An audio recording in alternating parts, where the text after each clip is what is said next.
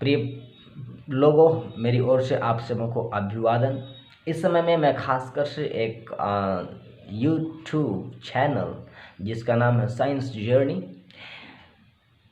इस science journey channel के एक वीडियो को मैं देख रहा था, जिस वीडियो का टाइटल था the untold story of the Jews Bible and Veda, पिता पुत्री व्यभिचार करवाता यहोवा। जब मैं इस वीडियो को देखा, पूरा देखा शुरू से लेकर अंत तक, और इस वीडियो में यूट्यूबर ने, साइंस जर्नी चैनल वाले ने जो महत्वपूर्ण बिंदुओं को सामने लाया है, उन बिंदुओं पर मैं आज डिस्कस करना चाहता हूँ। और सबसे पहला सवाल मैं उनसे पूछना चाहता हूं, जो उन्होंने अपने इस साइंस जर्नी वीडियो में कहा है।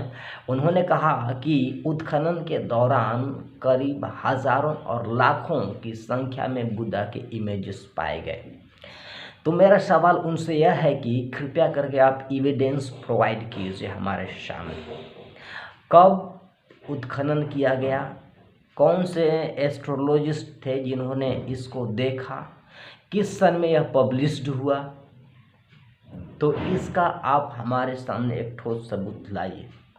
बिना सबूत के बात करना सही नहीं है, और मैं आपसे चाहता हूं कि आप सबूतों को लाएं कि कौन से सन में और किन एस्ट्रोलॉजिस्ट ने इन बातों को देखा कि उत्खनन के दौरान बुद्धा के करीब हजारों और लाखों की संख्या में उसके इमेजेस पाए गए। शायद अगर आप बोलते कि 2, 4, 20, 100, 200 पाए गए तो कोई आदमी बिलीव भी कर सकता था, लेकिन आप बोल रहे हजारों और लाखों की संख्या में बुद्धा के इमेजेस पाए गए उत्खनन के दौरान, एक्सकैवेशन के दौरान।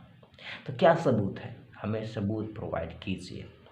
और दूसरी बात, आपने कहा था कि वेदास में ऐसे कुछ बातें हैं जो बाइबिल के द्वारा कॉपी की गई हैं, बाइबिल में से कॉपी की गई हैं, और आपने खासकर से लूत और उसके बेटियों का जो एक दूसरे के साथ अडल्ट्री किया, उसको आपने सामने लाया है।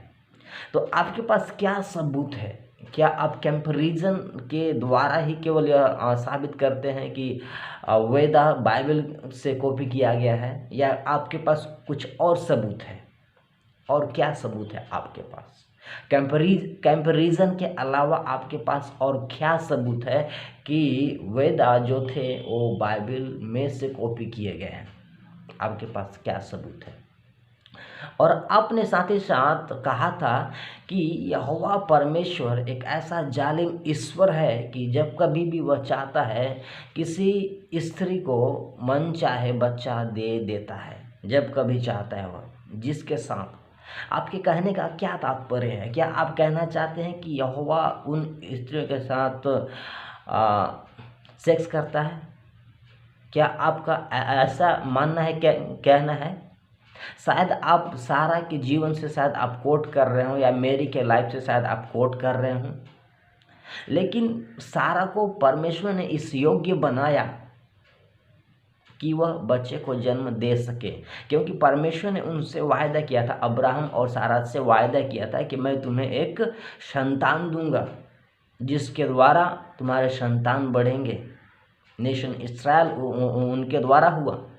तो परमेश्वर ने वायदा किया था उनसे, और जो परमेश्वर वायदा करता है वो करने में सच्चा है। इसका मतलब नहीं है कि उसने गलत संबंध बनाए सारा के साथ।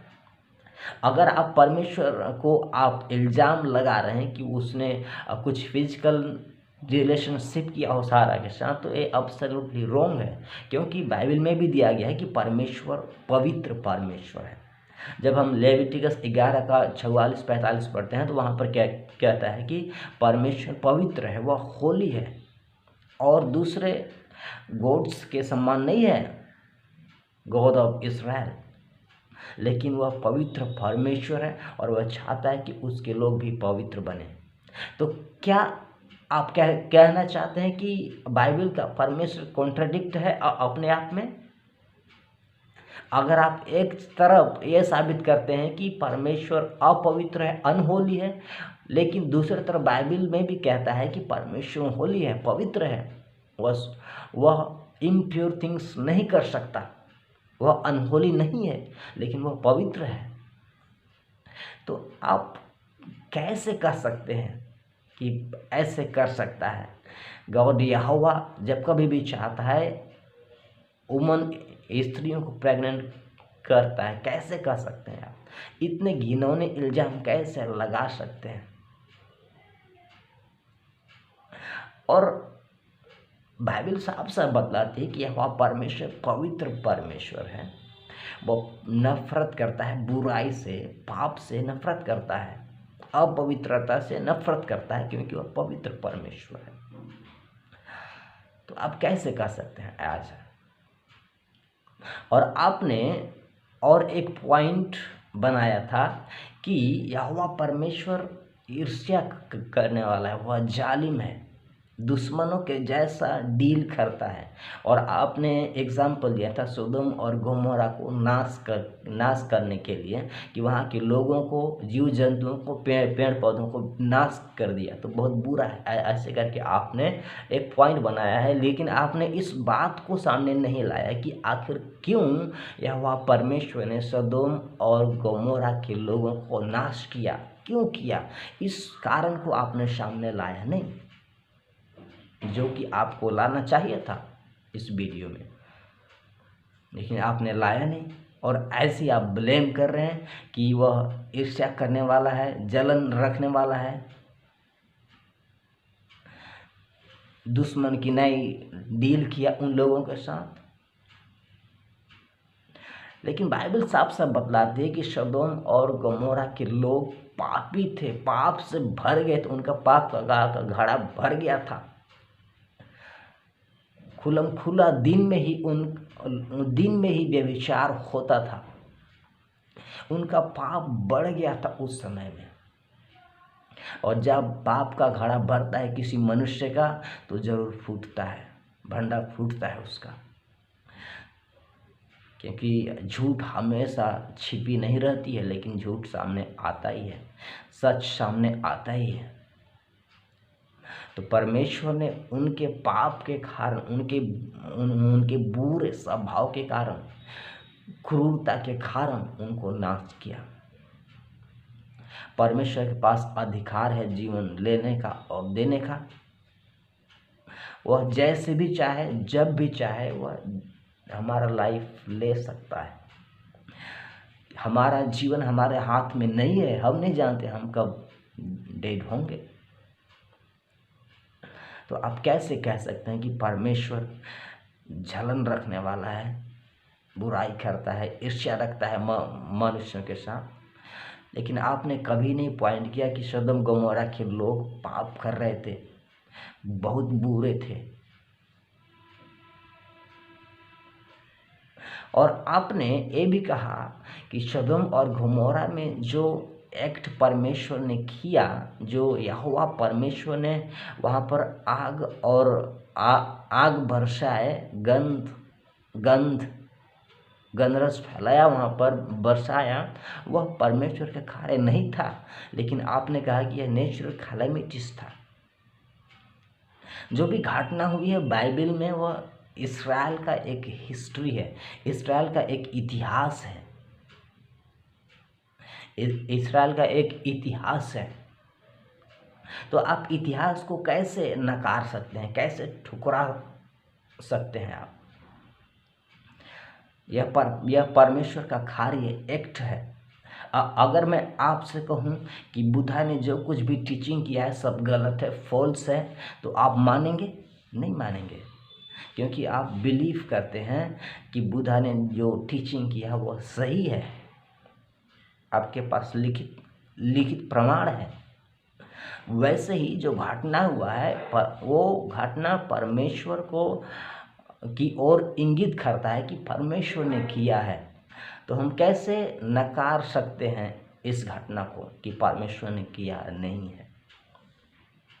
और आपने एक और पॉइंट बनाया कि परमेश्वर ने लोत को बनाया इसके लिए, यानी लोत को परमिट किया कि वो सेक्स अपने डॉटर्स के साथ करे। लेकिन परमेश्वर ने ऐसा नहीं किया। आप परमेश्वर पर ब्लेम कर रहे हैं, आप यहोवा परमेश्वर पर ब्लेम कर रहे हैं कि अडल्ट्री का कारण है यहोवा परमेश्वर, लेकिन ऐसा नहीं है, क्योंकि परमेश्वर ने मनुष्य को रोबोट नहीं बनाया, लेकिन उनको फ्री विल दिया है चूज़ करने का। हमें अपने लाइफ के बारे में चूज़ करने के लिए स्वयं खुदा ने हमें फ्री विल दिया है। अगर हम सही चुनते हैं तो उसका परिणाम सही होगा, और अगर हम गलत चुनते हैं तो उसका परिणाम गलत होगा। तो हर एक गलत कार्य का कॉन्सिक्वेंसेस जो है वो हमें फेस करना होगा। तो यहाँ पर हम परमेश्वर को ब्लेम नहीं कर सकते हैं कि यह परमेश्वर ने कराया है, लेकिन यहाँ पर हम जानते हैं कि जो लोथ था वो ड्रंक था फुली, अपने शायद कॉन्शियसनेस को वो खो दिया हो, इस कारण ऐसा हुआ। और ख़ासकर से ज़रूर यह घटना जो हुआ है शर्मनाक है, मैं भी एग्री हूँ। जो भी लोथ के डॉटर्स ने किया यह सही नहीं है, लेकिन अगर हुआ भी तो इसका ब्लेम उनको हम देंगे, ना कि परमेश्वर को। तो मैं आशा करता हूँ कि आप इस वीडियो के द्वारा समझ जाएंगे कि वास्तविकता क्या है, सच्चाई क्या है और लॉजिकल व्यू पॉइंट क्या है। ऐसे हवा में बात करना, बिना अच्छे तरीके से टेक्स्ट को जाने हुए इंटरप्रेट करना, एक सही इंटरप्रिटेशन से दूर जाना है।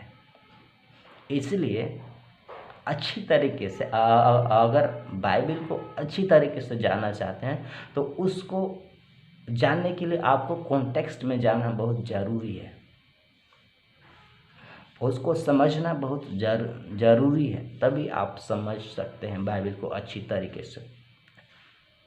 तो मैं आशा रखता हूँ कि इस वीडियो के द्वारा आप समझ सकें और सच्चाई को जान सकें, यही मेरी दुआ है। Thank you so much.